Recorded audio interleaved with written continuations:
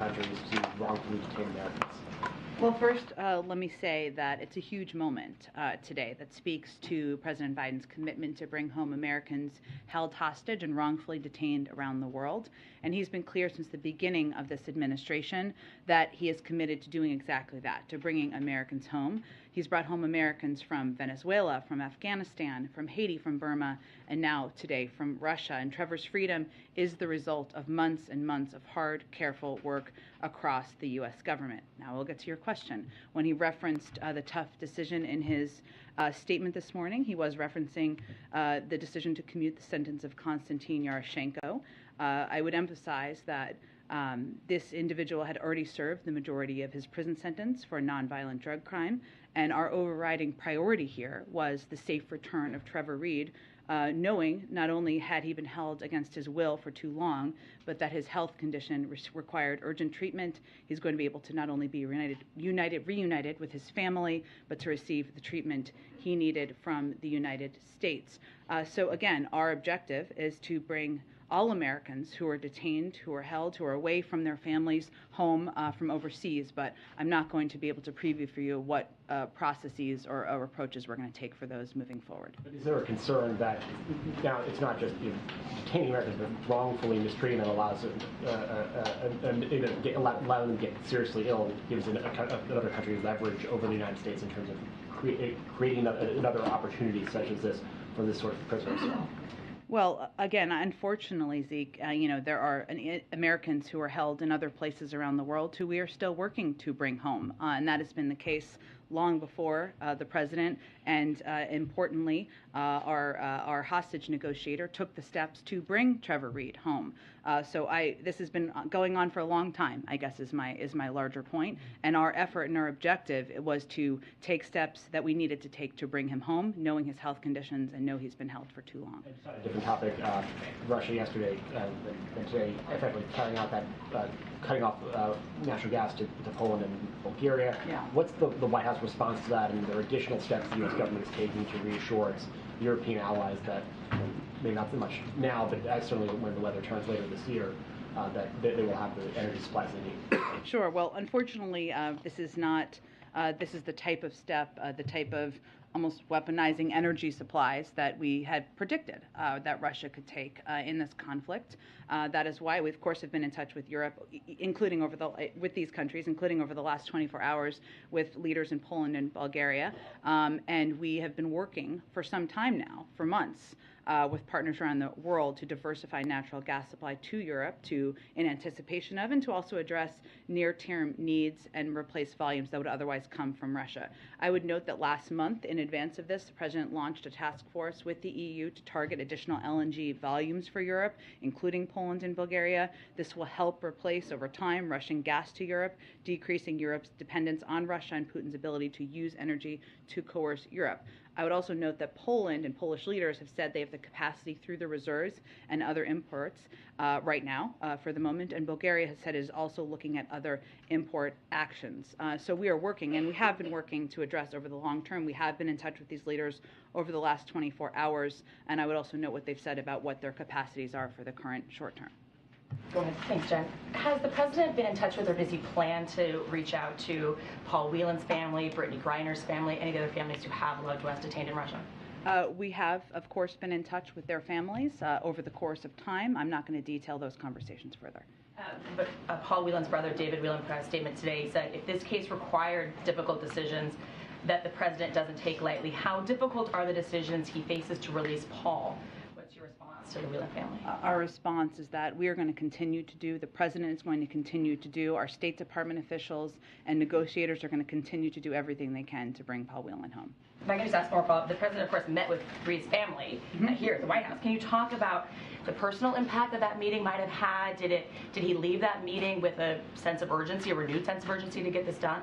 I would say the president has had a sense of urgency about bringing Americans home long before that meeting. Of course, he enjoyed that meeting he had with them. He also spoke with them on the phone when he went and traveled to Texas. And again, I know he was intending to reach out to them this morning as well. Go ahead.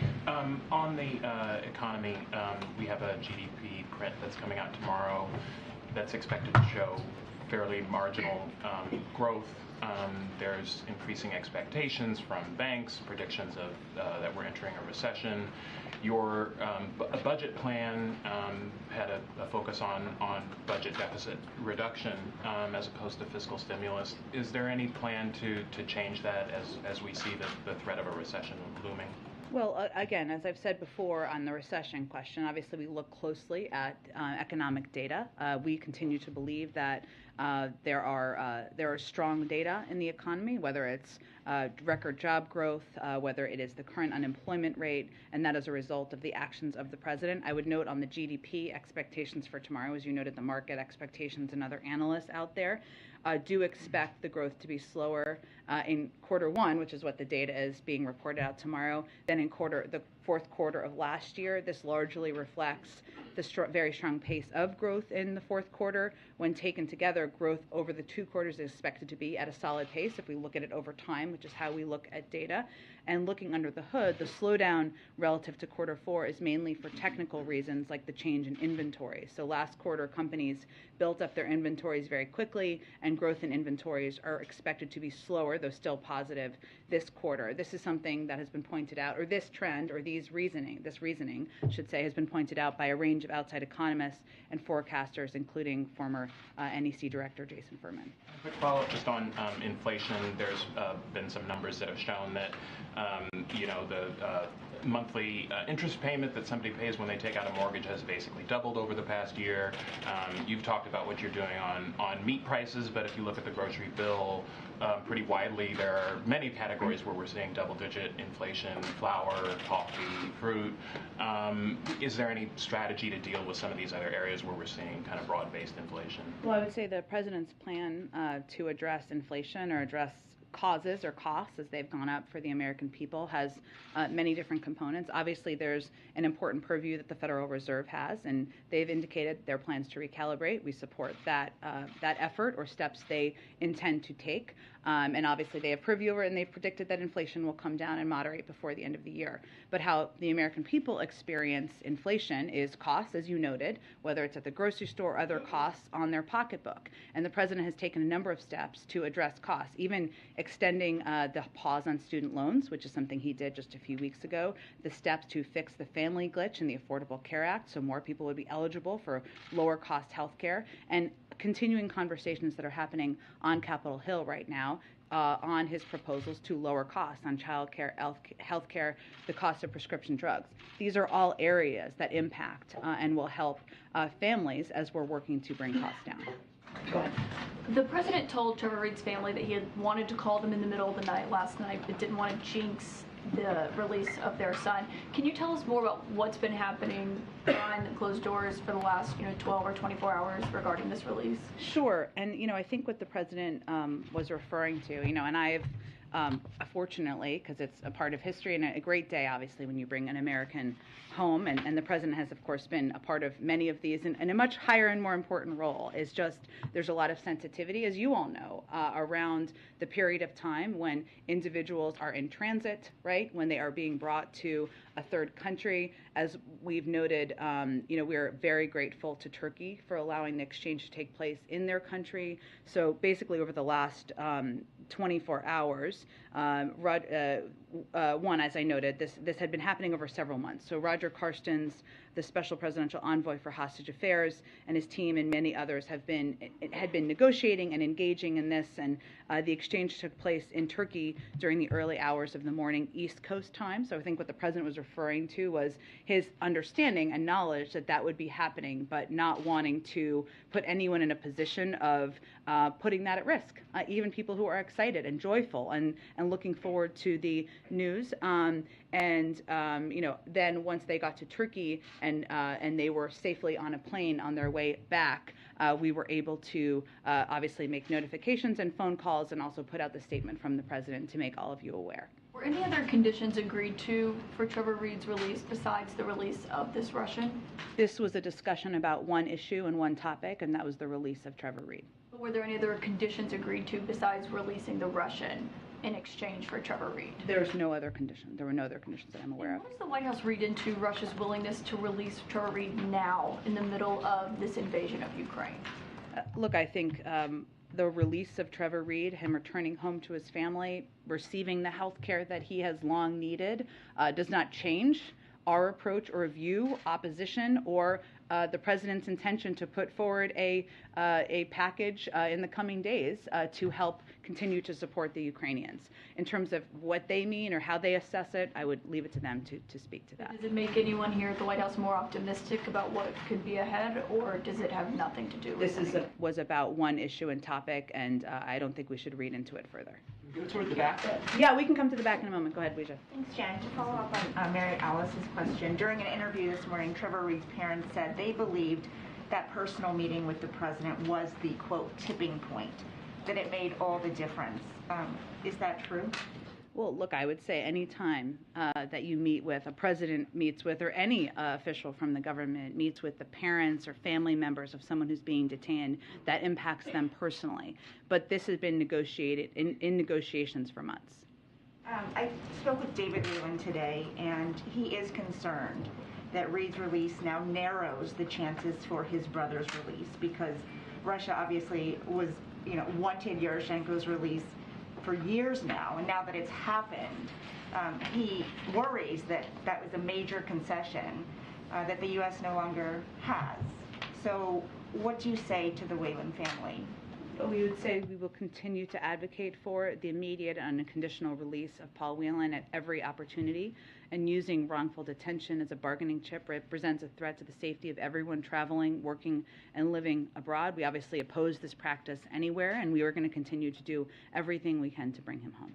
They are thrilled, obviously, about Trevor Reed's release, but they can't help but have some questions about why Paul Whelan, who's been detained in Russia longer than Trevor Reed, is not home. Can you explain that? And did Reed's health, as you mentioned, have anything to do with it? Obviously, our objective continues to be to bring Paul Whelan home, and any American who is not with their family and is being detained overseas. But I'm just not going to get into more details because I want to maintain the protection of our process. And then on a separate topic, yesterday Dr. Jha said that people who are at high risk for developing a severe case of COVID are eligible for Paxlovid. And the Vice President just got her second booster shot. She has no symptoms. Can you help us understand why she's taking it? Well, he also said, which you didn't include in your summary there, but that you should consult with your doctor. And she consulted with her doctor. She has been given Paxlovid. That's something many Americans may be eligible for. They should also consult with their doctor. And I think overall, we're just grateful that this is an approved drug on the market that many people can benefit from, including the Vice President. Okay, thank you. Go ahead in the back, in the way back, way back. 11 years ago, Japan had a terrible disaster, and the U.S. launched a program most people have forgotten called Operation Tomodachi. 25,000 American military and 10,000 volunteers came from Japan to help. And one of those that came was President Biden, wondering if on this upcoming trip he'll be coming back to that area for a short visit.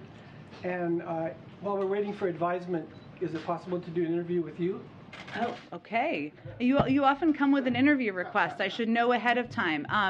I will just note I expect we will have more details on the president's travel to Asia, something he is clearly looking forward to since he's spoken about it publicly, soon in the coming days. But in advance of that, I'm just not going to have much more to preview for all of you. Okay, go ahead. Go ahead. Thanks, Jen. Go ahead. Yesterday, after the Vice President announced that she tested positive, the usual people on the internet and elsewhere who don't like vaccines, who don't think of it as much as immediately started with the, well, she would have been fine even if she hadn't gotten the vaccine. It seems like every time there's a high-profile announcement that someone has gotten COVID, be it a member of Congress, A.G. Garland, the people at the Gridiron dinner, people take it as proof that vaccines don't work. So what about the White House's messaging could be better on that, given that 234,000 Americans died? Yeah. Well, first I would say the truth, which is I think why you're asking me this question, is quite the contrary. I mean, the Vice President is continuing to carry out her duties as the Vice President of the United States from home. engaging in meetings, policy discussions. I'm sure you'll see her in some capacity publicly from home as well, because she is double boosted and she has taken the steps to protect herself, like we have continued to recommend other Americans do. So I would note that the vaccine, the reason to take the vaccine is, of course, because it can protect you from severe death, from severe illness, severe death. That was a little intense how I said that. From death or severe illness, and by multitudes of numbers. We are going to continue. And if you're eligible for a booster, as she was, as the president was, we recommend you get that for a second booster, because it can put you in a position where even if you get COVID, you're able to still not experience minimal symptoms or no symptoms like the vice president has been, and to continue to go about daily life the best you can while you're quarantining. Go ahead, Kim. Yep, thank you.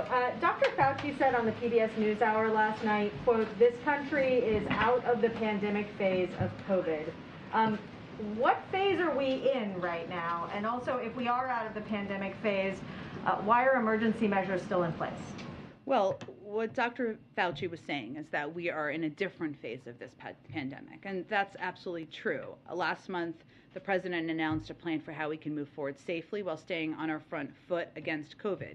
As he pointed out, nationwide cases are relatively low, far below the 900,000 cases a day we saw during the Omicron surge. Even as we've seen upticks, hospitalizations are at about the lowest level since the pandemic, and deaths are declining. So there's no question that we're in a different moment in our fight against COVID. But we also know COVID isn't over, and the pandemic isn't over. And what Dr. Jha said yesterday also is that, different doctor, I realize, but I just want to reference him since he was just here, is that cases are low, driven by the extremely, cases are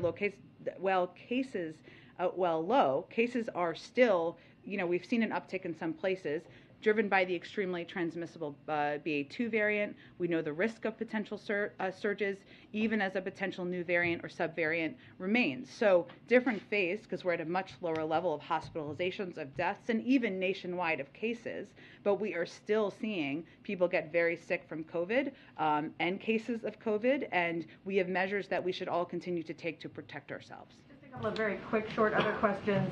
Dalip Singh is reportedly taking a leave of absence. Can you confirm that, when he'll be gone, and what that means for the sanctions work that he's doing that is very important right now?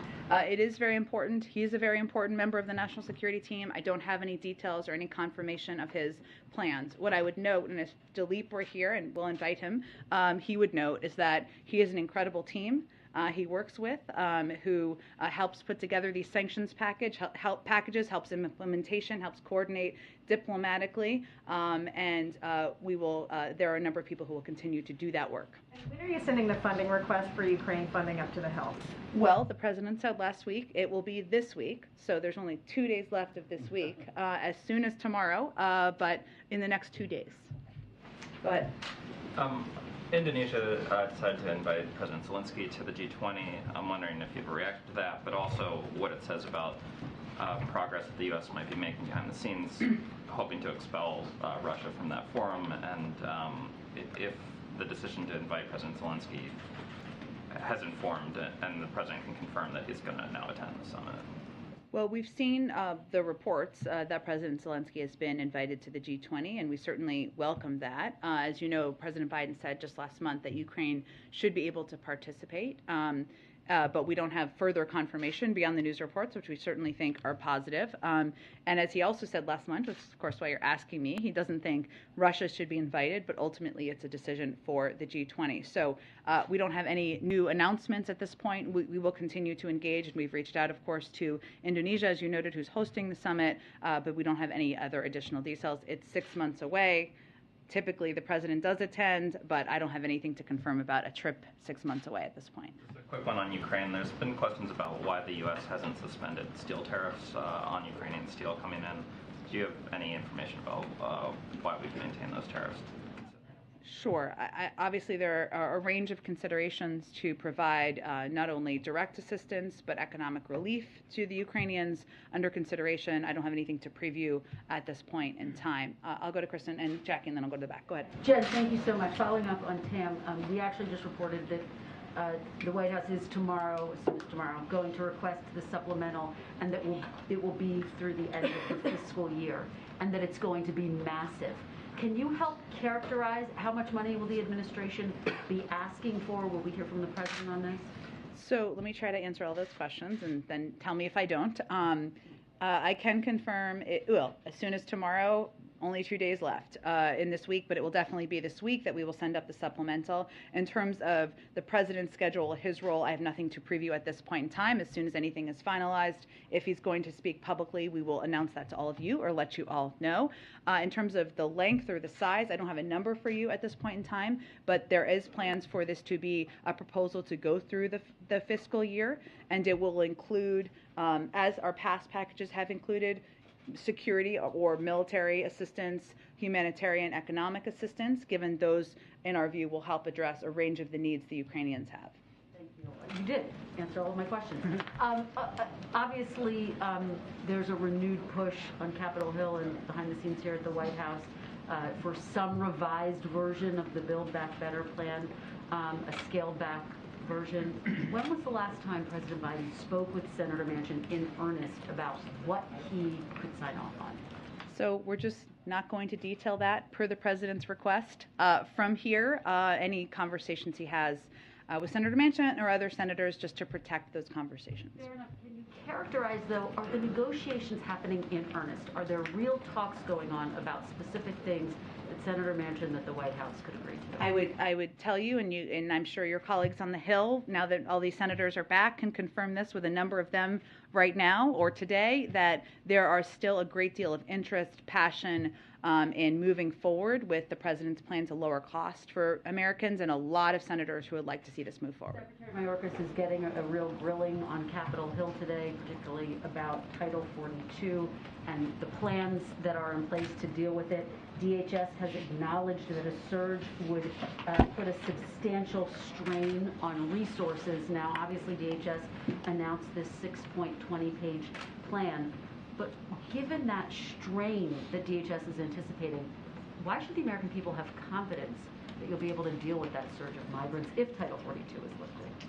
Well, first I would say, just as a reminder, it is a health authority, not an immigration plan or an immigration authority, and it's not meant to be a replacement of. So the determination about where we stand and to lift it was made by the CDC.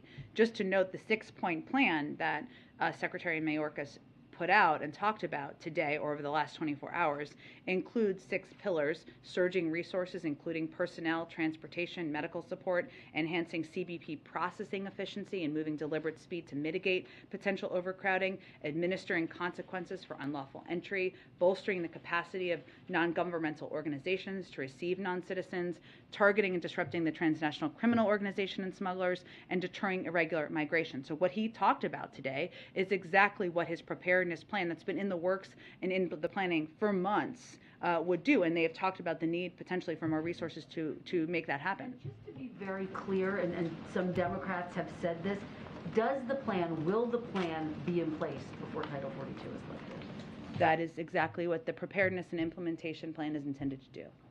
Go ahead, Jack. Thanks, Jen. Dr. Fauci said that he's not going to the White House Correspondents' Dinner, citing COVID concerns. Obviously, he's the president's chief medical advisor. As far as we know, the president is still planning to attend. How should people understand Dr. Fauci's decision versus the president's decision? And is there any concern that the president would be seen as not following the science in some way? Well, first, I would note and respect everyone's privacy, including Dr. Fauci's, as much as he's very much a public figure. But as you all know, he can speak for himself and his decisions. And every individual will make their own decisions about whether they attend this event, other events, whether they wear a mask at it or not. Obviously, the White House Correspondents Association is requiring same-day testing. That's a decision they have made. The president outlined, as you all know, a 100-page plan in March intended to position us to go back to our more normal routines. But in that requires making risk assessments and decisions about what you're going to do and what you're going to attend and be a part of, as we all do every day. Today, the president felt it was very important to be at and speak at the memorial service for a diplomatic icon, Secretary Madeleine Albright.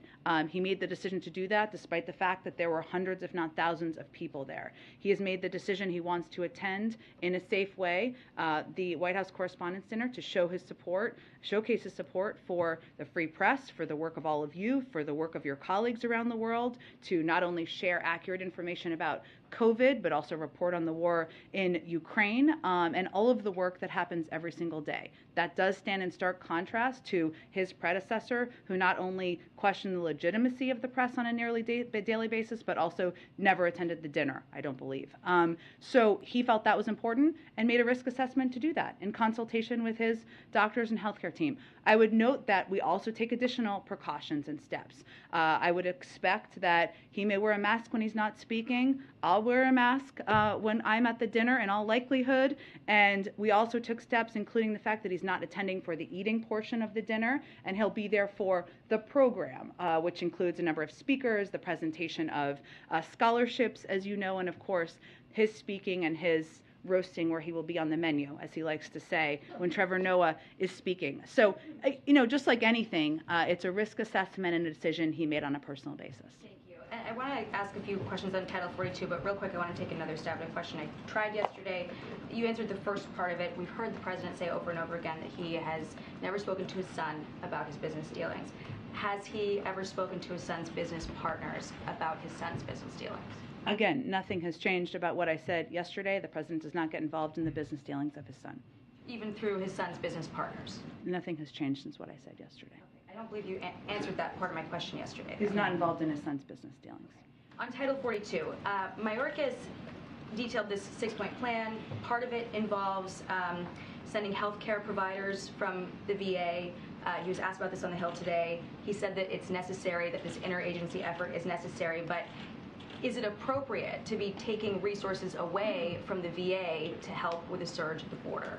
Again, these decisions and discussions about what resources are possible are made through the interagency process, and clearly having support and resources for our nation's veterans is a top priority to the president. But we also want to take steps we can at the border, even as we anticipate an increase in migrants coming to the border, to keep the American people safe, and this is part of that effort.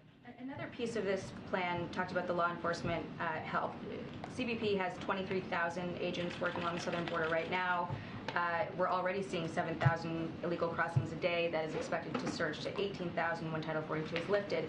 So how does adding 600 law enforcement officers make a dent in that?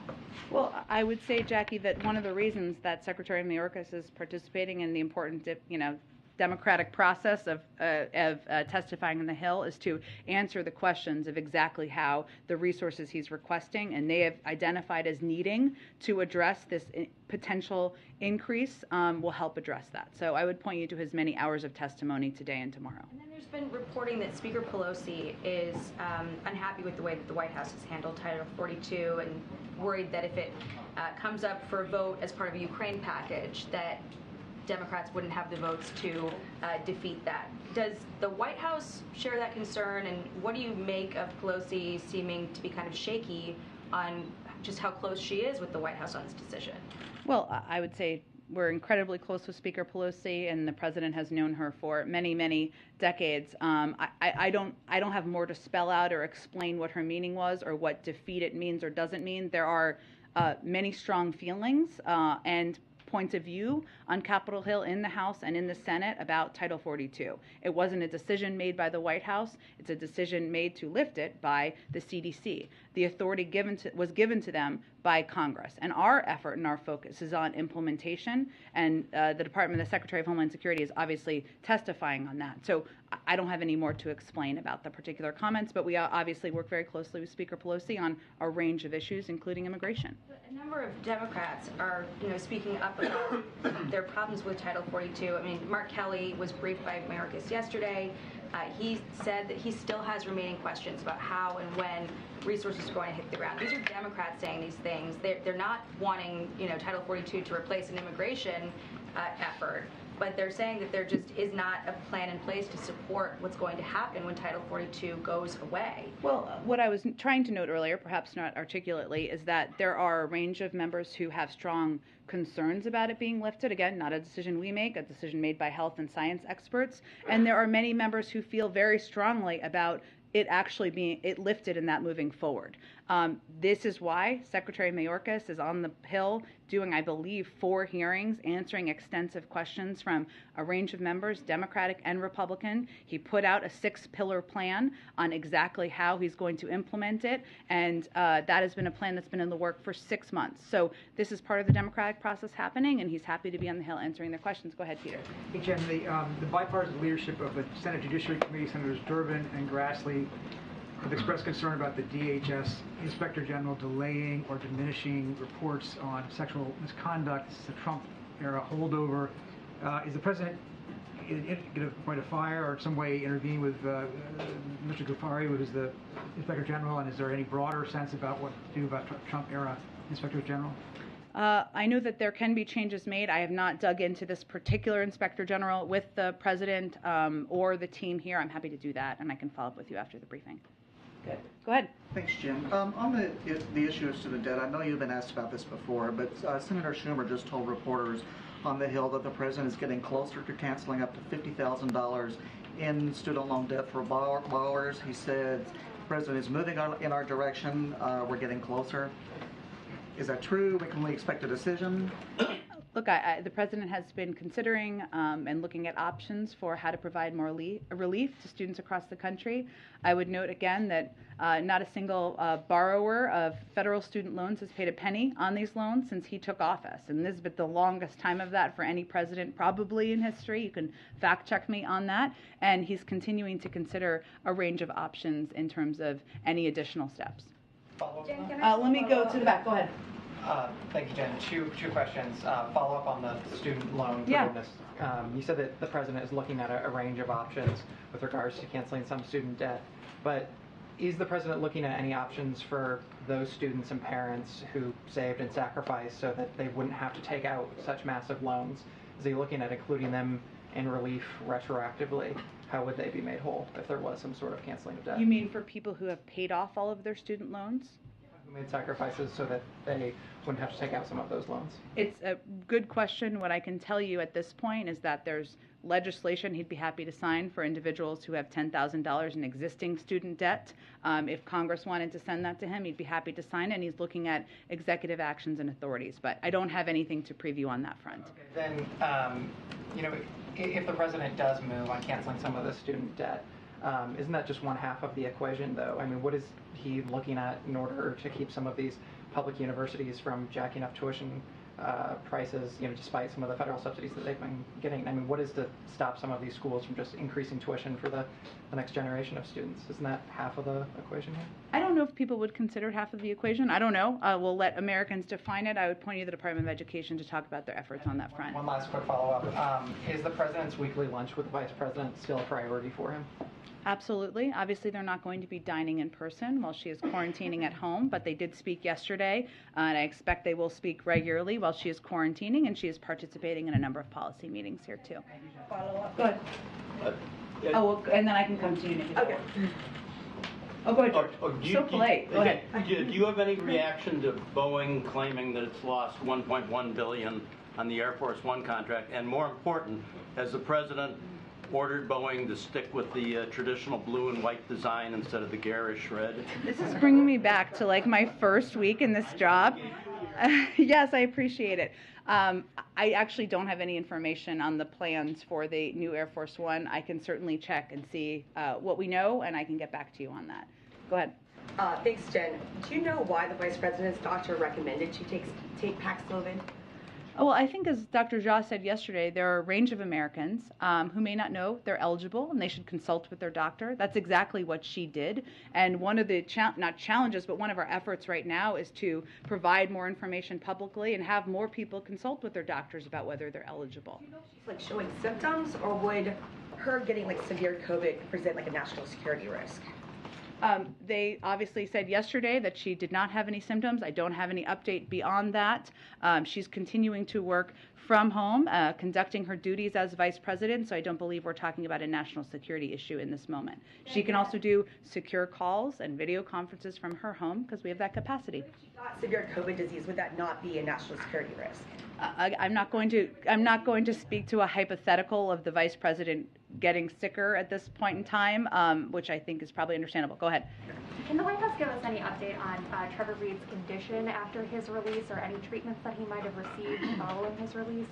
Well, obviously we're going to respect his privacy, and we spoke to his health conditions because we wanted to emphasize how important it was and the urgency of bringing him home, but we will of course leave that to him and his family to speak to and respect his health privacy beyond now. And then on the vice president, did her role as vice president have any impact on her receiving this treatment? Did her serving as somebody who is in the line of succession, did that have any impact on her getting Paxlovid? Well, I think it's important to note Paxlovid is widely available across the country through people consulting with their doctors, so it is not just a treatment that is available to only a small population of the public. In fact, what our effort is and what our focus is at this point is more broadly educating people on how they may be eligible for it. Certainly, we are grateful that this treatment is out there and available so that the vice president, somebody who's incredibly important in the line of succession, can take it, but she did it through consultations with her doctor. Go in the middle.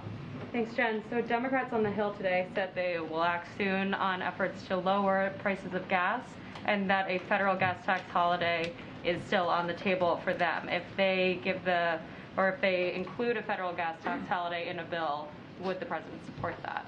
The president has long said that he's open to a range of options, including a federal gas tax holiday, and we're continuing to consult with members of Congress about a range of options on lowering the price of gas. Go ahead. Yeah, so on Poland and Bulgaria, energy experts see that as sort of a warning from Russia to Germany, other countries in Europe to pay in rubles. We're also hearing that some companies in Europe are paying rubles for energy. Is there a message from the White House to those companies or countries that might cave and pay in rubles for energy? I don't think we have a new message to offer today. What I would note is that we have long predicted, this is the Russian playbook, part of the Russian playbook is weaponizing energy. So could they do it other places? That certainly is possible. That's one of the reasons why this task force was launched that we're working with the Europeans on to ensure that we are diversifying access for LNG and also for oil as well for the Europeans. And about a month ago, you announced that the U.S. was going to release 1 million barrels a day for 6 months. Crude oil prices are still over $100 a barrel today. Gas prices are up. Is it having the intended effect? Well, we've said this is one tool that we can utilize, and I know that gas prices also did come down from the beginning as a result of these actions, but we're continuing to explore additional options. As we know, the oil markets are a global market, and increasing supply and continuing to work with other countries to increase supply is part of our overall objective here. We're down only 3 cents, and we're about 20 cents away from the record. So. Well, again, we're going to continue to take steps to reduce the price of gas for the American people. Every range of options remains on the table, as is evidenced by the earlier question, and we know that increasing supply and ensuring supply meets the demand on the marketplace is part of that effort. We also watch closely for any attempt at price gouging. When oil prices come down, obviously gas prices should come down, and as you know, because we've had a range of charts in here, we watch that closely as well, and that's something we will continue to call out. I can do like one or two. Oh, I think, okay, one last one, go ahead. Jen, can I just ask quickly, when the supplemental request comes out, either, I guess, tomorrow or Friday, will there be anything changing any of the COVID-related requests that are previous?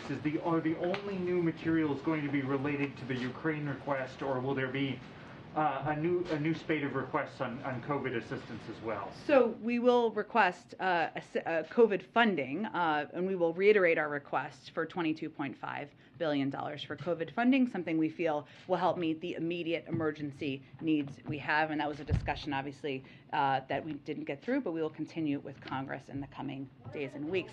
Thanks so much, everyone.